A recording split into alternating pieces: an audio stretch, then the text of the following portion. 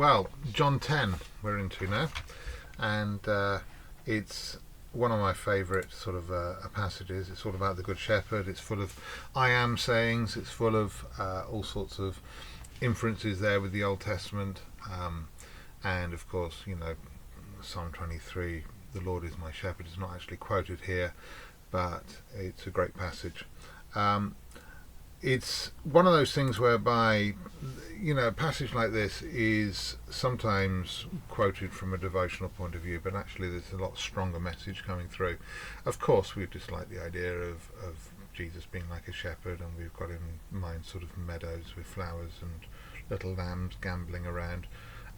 Actually, it's a lot more gritty than that. It's talking about protection from thieves and robbers, which of course in this passage is all about false shepherds, which we saw mentioned in John 9. Because the authorities, threaten people with exclusion from the synagogue, which is like the fold, as it were. Just sort of likening it to that.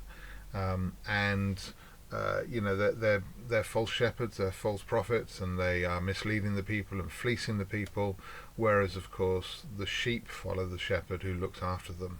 All right, and that was a warning to the leaders as well. Look, you're going to lose your own people because they're not going to follow you. You can keep beating them down and you keep taxing them and all that kind of stuff, and robbing them when you overcharge them for sacrifices at the temple. That would be the Sadducees, of course, who ran the temple business.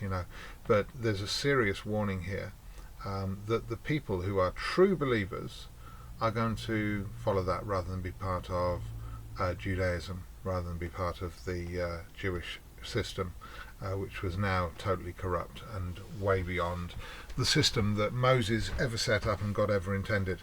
All right. So it's really continuing the fact that also, of course, that Jesus has replaced Moses, because Moses was a shepherd. He led his people in the wilderness, and he looked after them. And of course, God actually, called him when he was a shepherd, looking after his father-in-law's sheep up on Mount Midian, the mountains of Midian. And so Jesus is saying, look, I'm a better shepherd than even Moses, because I'm here and I'll give you eternal life. So he's again the new and better Moses. What I will say on a more negative note, just a word of warning. I hear a lot of teachings based on customs of shepherds in Palestine in the modern era. People will say, I was in Israel and I saw a shepherd with his sheep and he did this and he did that and they do this and do that and these are the customs and all this kind of stuff. I would point out that although sheep are sheep and goats are goats and shepherds are shepherds, as such they don't look after their sheep in quite the same way as they did in those days. However, I don't object on a really major way, because none of those teachings usually actually say anything wrong about Jesus, and that's where I draw the line, if they start saying things which are blasphemous. It's a little bit airy-fairy for me to base interpretations on things like that. But nevertheless, it's fairly harmless. I just don't think it's actually exegetical, so you won't find me going into that very much. All right. Customs have changed from time to time and from people to people. Of course, the Palestinians who live there now are not the people who lived there 2,000 years ago, and so they did have different techniques. All right. Now I'm going to be fairly brief about what I say here. Obviously the believers are the ones who hear the voice of God and they respond, and it echoes really what you saw in John chapter 5 and verse 28, where the dead will hear his voice and come out of their graves, and that then sort of is demonstrated by Lazarus, okay, because he actually does hear the voice of God and come out of his grave, right? So you also have an I am saying as you come down to about verse down here. I am the good shepherd, and also I am the gate. Okay, I am the door. There we go. I was looking for the word gate. And the thing is, it's like this is a very exclusive gospel. Of course, there's only one way to get saved, and that's through Jesus. He's the only door And in John 14, of course, we see, I am the way, the truth, and the life. And, so it's very much a very exclusive and narrow message. You need to come to Jesus. There's no other way to be saved. And that's a very important message, of course, for John to get through to the Jewish people who are his readers, because he's getting across, look, you can't get in any other way. There's no, rabbi that you can follow who will get you saved. There's no sort of sacrifices that you can make in the temple anymore. The temple's been replaced by Jesus, and he is not only the temple, he's also the sacrifice and the priest, and he's also the shepherd of his people. He's the Davidic Messiah. Okay, he's the Moses, the new Moses. So it's all coming through. All right, and of course, ultimately speaking, the qualification for a good shepherd is that he lays down his life for the sheep. All right, as opposed to the bad shepherds who would rather the sheep die to save them. Okay, so remember that the authorities are plotting the death of Jesus. They'd rather kill him to save their own positions. Ironically, of course, the twist is that, of course, they lost their positions in their nation and their temple because they rejected him. All right. Now, I'm going to speak more on this when I come into verse 22 onwards, because that's about the Feast of Dedication. But there were the Maccabees a couple of hundred years before this. They were Jewish revolutionaries who came in and drove out the Gentiles, right? And that's the kind of shepherd that they wanted. But yet, actually, the Maccabees caused the people to suffer, all right? They caused untold misery amongst the Jewish people, and yet they were feted as heroes by the authorities, because of course they were the ones who did it. And the Sadducees in the days of Jesus were the descendants of the Maccabees.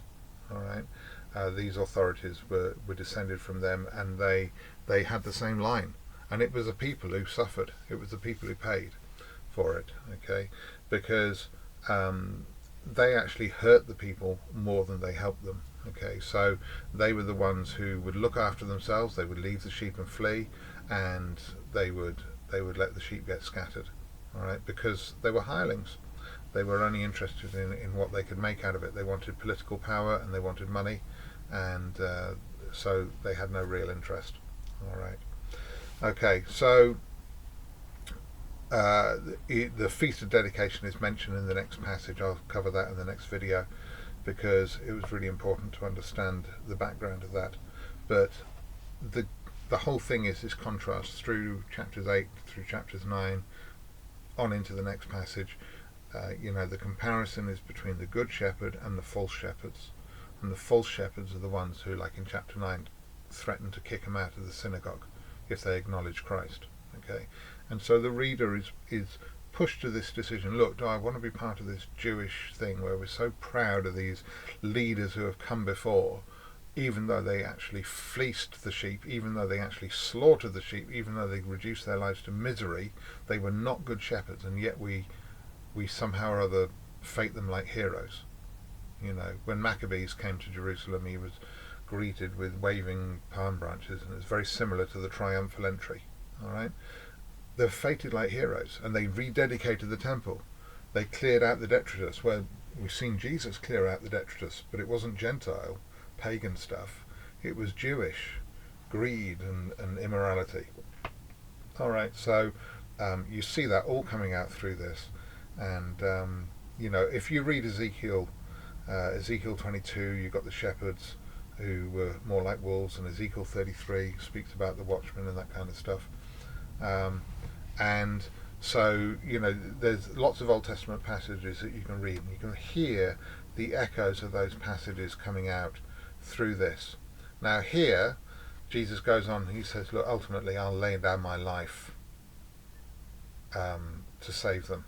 All right, and of course that's echoed later on in the Paschal discourse. Greater love has this than no man, that he should lay down his life for his friends. Right. There's a very strong sense here where he says, I lay it down of my own accord. I have authority to lay it down, and I have authority to take it up again. And this charge I have received from my Father. So this is an extraordinary claim. you know, because any humanly speaking, I mean, nobody chooses when they die or how they die. You know, if they're killed, it's against their will. I mean, I've never seen anybody willingly go to their own execution apart from Jesus, you know. And so this is an extraordinary thing in the face of all these powers and authorities, in face of the Roman Empire, but also the Jewish authorities and everything else, overwhelming numbers. It's just one man standing on his own and says, I'll die when I choose. And in fact, I'll come back to life. Wow. You know, excuse me, what are you talking about? I mean, he must have sounded like a raving madman to anybody who didn't understand. Yet to us, we see this as profound wisdom. These are not the ravings of a madman. These are profound truths. Okay? And in particular, with all of that, he, even though this might seem like a real sort of flex, like almost like, you know, I'm in charge, make no mistake, right? But actually, he says, I'm not in charge. I'm doing it because my Father says so. Okay? And so, you know, you see there that there's this very bold expressions that he says, right, that he makes. No wonder they responded, he has a demon, he's insane, right? And, you know, there's this real contest between human logic and divine wisdom, you know. I love these finishing words though, you know, can the demon open the eyes of the blind? I think that that's really a reference to the fact that he created eyes. But you see here the complete confusion of the people. You know, they're saying, oh, he's a demon. Well, hang on. Demons can't create. We know that. You know, the proof was absolutely conclusive. Okay. I forgot to mention this. I have other sheep that are not of this fold. I must bring them also. Okay, it's difficult to know exactly who he's talking about. It's possible that in the sort of Jewish context he's talking about Gentiles becoming believers. Now I could make a point here. There will be one flock and one shepherd. Alright?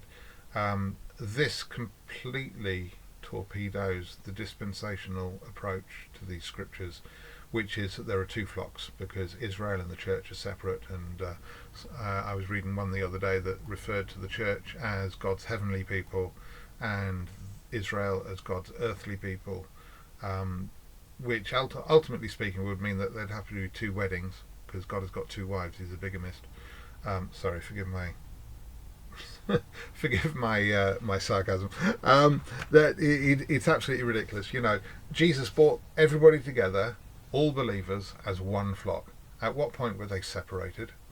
The answer is actually all those, Jewish or Gentile, because there's no Jew or Gentile in Christ, no man nor woman, no slave nor free, because we're all united in one flock by faith. We're saved by faith, by the grace of God. And those who do not believe in Jesus are not saved. Okay, they may be Jewish, they may be part of the chosen race, but if they don't believe in Jesus, they're not saved.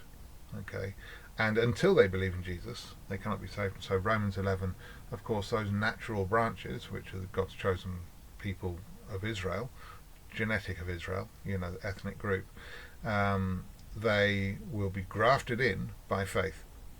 Okay, and they will become part of the one flock or the one plant. Okay, the one tree. And so this is very important. This is a very, very strong message that comes through. That's why I wanted to mention it, even though I skipped over it before, because the dispensational idea of Jesus having, or God having two people, is so contrary to the message of Jesus and the message of the New Testament. It just beggars belief that anybody can hold on to it. All right. So yes, that's that, and we'll go on to the Feast of Dedication in the next video, in the next teaching. I hope that helps, and I hope to see you in the next video. Adios.